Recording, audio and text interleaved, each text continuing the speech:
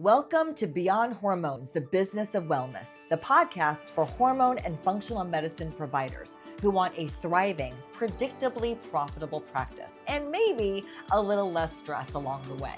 Hi, I'm your host, Jody Lane, and I've worked with lots of clinics in marketing, sales, and business development, and I have seen what works and what doesn't. And here's what I believe.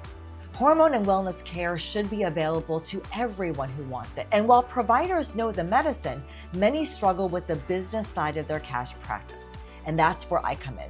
See, this podcast is here to share real strategies, real stories, things you can implement in your practice right away. So I am so glad you're here. Come on, let's go. Hello, everyone, and welcome back to the Beyond Hormones, the Business of Wellness podcast. I'm your host, Jody, and this is the fourth episode in our Power series, where we're walking through the 5 pillars that AMP created that help hormone and wellness clinics grow in a way that is predictable, sustainable, and honestly, a lot more enjoyable.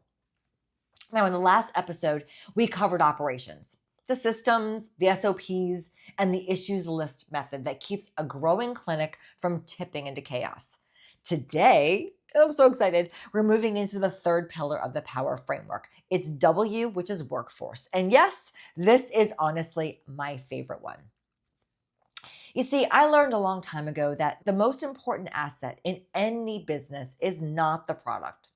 It's not the marketing. It's not even the way that you deliver the service. It's the people. It's your staff. See, when you have a great staff, there are no problems you can't solve. There are no obstacles that you can't overcome. But building that kind of team, well, that doesn't happen by accident. It actually takes a lot of work. It takes being intentional about building culture. It takes consistency. And it takes a few things that might seem a little strange or feel outside your comfort zone, but I promise you they work, and I'm going to tell you all about them today. I have done these things in the 2 companies that I have grown over to millions of dollars. One of them is that hormone clinic that I ran in Orlando, which I talk about all the time, that I grew to 4.2 million. The other is the marketing agency that I started in the early 2000s that grew to past $3 million. Now, both used the same 3 workforce strategies, and I am going to share them with you today. All right, here we go. But wait, before we get into the 3 strategies, I want to acknowledge something. See, building and keeping a great team is genuinely harder than it used to be. I started my career back at a time where it was customary to start at the bottom of a company, learn the ropes, work your way up, and stay for years. Leaving after a year or 2 was actually looked down upon. That is not the way it is anymore, guys. The way the world works now is that the best people will job hop after a year or 2, and that's how they climb the ladder. Now, they come in with more skills than they used to. They have access to all this information on YouTube and TikTok and everywhere they can gather to come in and be a little bit more qualified. So therefore, they have higher expectations about salary and benefits and how their environment is. And if they're not growing, they're leaving. And that's actually okay, as long as you understand all this going in. But here's what I also know to be true. If you have a stellar employee, someone who thinks like you do, works like you do, is committed to patient care and team culture, and just makes coming to work better, well, you know there is no greater gift or nothing more valuable than that person in your business. So the question becomes, how do you attract that kind of person? How do you build a team filled with those kinds of people? That's exactly what we're going to talk about today. And I'm going to give you 3 strategies that are designed to do exactly that. All right, the first strategy, it's knowing your core values and then actually using them to hire, train, evaluate, and when necessary, let people go. Now, again, if you have heard me speak before, you know I come back to core values a lot because they solve a lot of problems in the workforce. See, when you are very specific about the values you want to have and you implement them into your clinic, they do wondrous things. So the first thing you got to do is just figure out what they are. What are the 5 to 7 values that matter most to you? Not as a concept, but as something that you live by day to day. And if you could have a team of people that operated inside those exact same values, you would feel like you were completely at ease at work and everything just worked better. Now, for me, two of my biggest ones are integrity and being coachable. Now, integrity to me isn't just about being honest. It's about something way bigger than that. See, my definition of integrity is do what you say you're going to do, when you say you're going to do it, and if you can't, you communicate and make a new promise. Now, the third part of that definition is what is so important. See, I can work with just about anybody who communicates what's going on. I learned a long time ago that if you're up to big games, if you're an overachiever, you are going to put more on your plate than you can possibly accomplish. So therefore, you've got to communicate when things don't go well. Now, the second one for me is coachable. See, I have a lot of opinions and I'm not afraid to share them.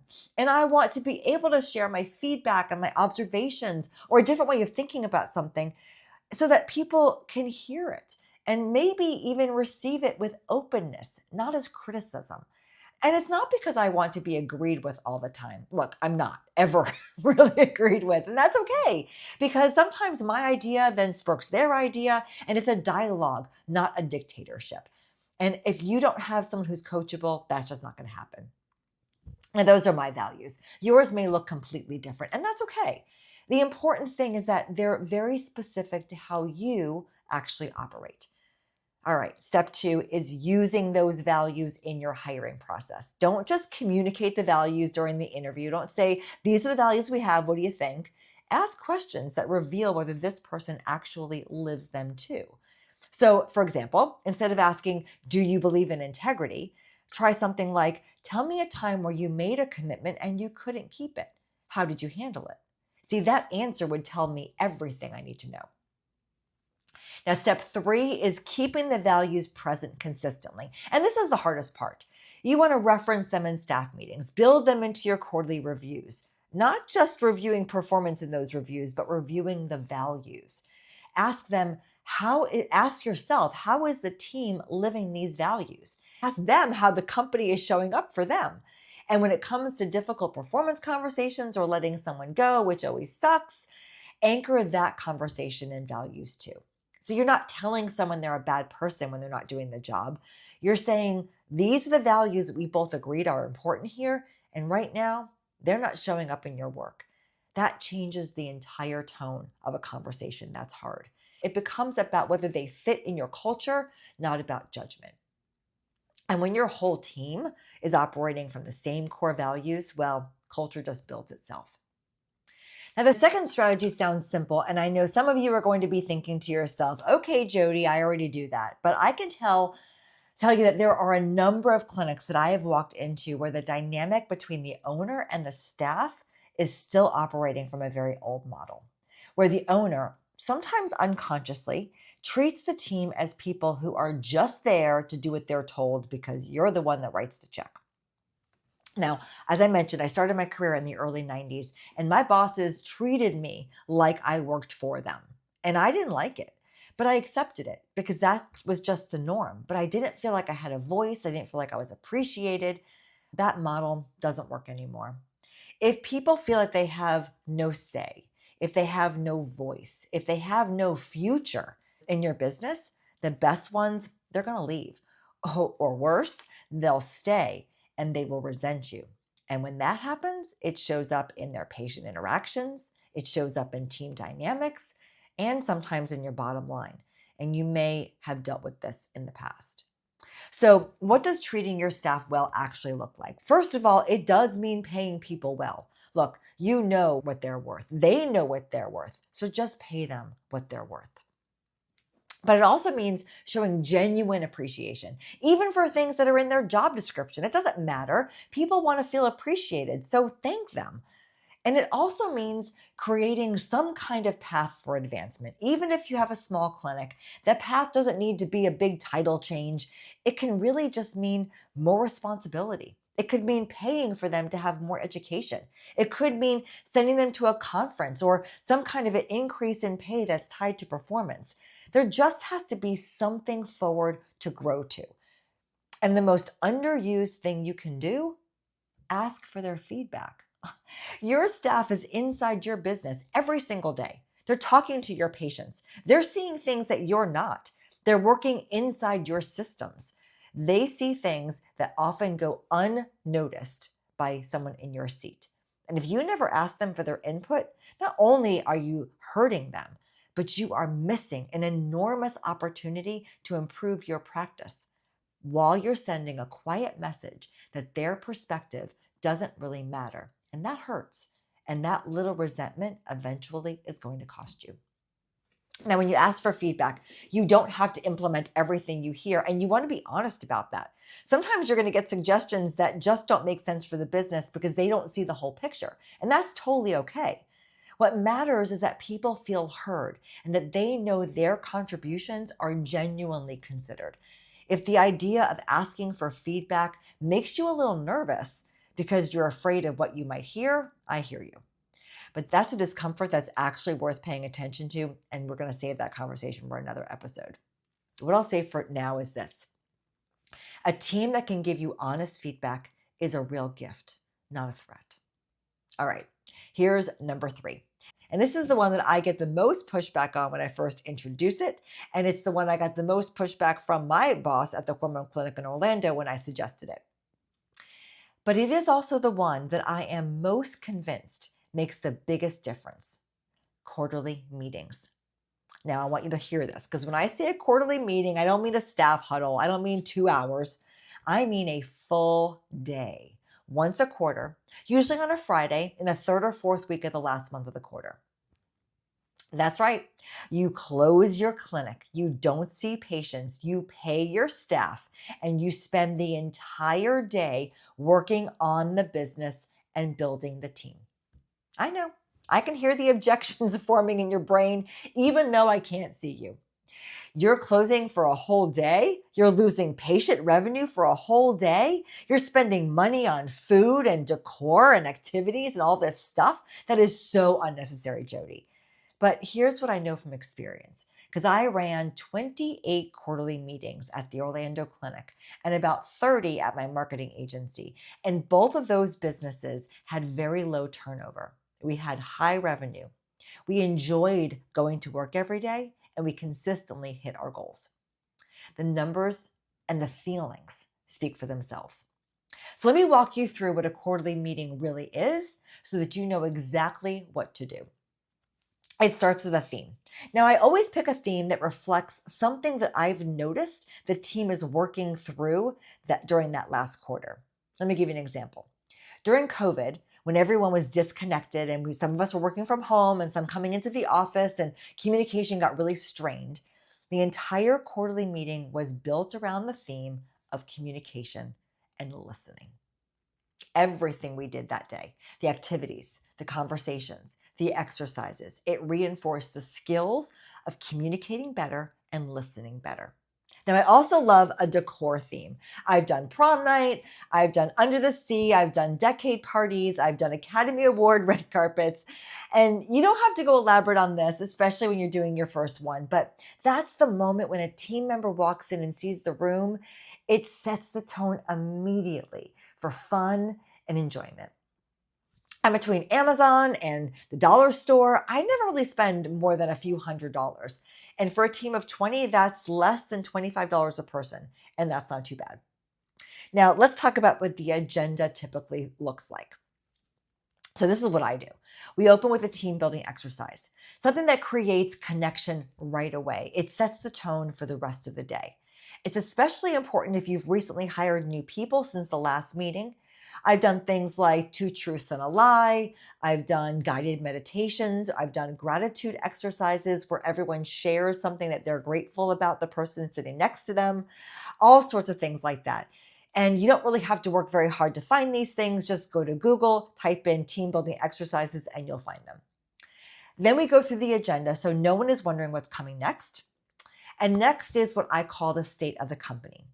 I share our revenue goals and how we did against them because I believe in transparency here. See, when the team understands the financial picture, they show up with more ownership. Now, this may be uncomfortable for some of you, so I'm not telling you what to do, but I will tell you that I have seen over and over that when people understand the finances, they're more invested. Then we cover what Gina Wickman in the book Traction calls rocks. These are basically quarterly projects, the things that need to get done to move the business forward, but tend to get started, stalled, and then never finished. At our clinic, we kept a running list throughout the quarter based on things that came up in the staff meetings. And at the quarterly meeting, team members would choose an item or a project from that list. And I love that part because they chose it, they would take ownership of it, and they would commit to completing it before the next quarter. This is powerful because, again, they've chosen it. That means they're excited about it, which means that there's a greater chance they're actually going to do it. And then we move into personal development and team building activities. Now, I want to be clear about the personal development piece.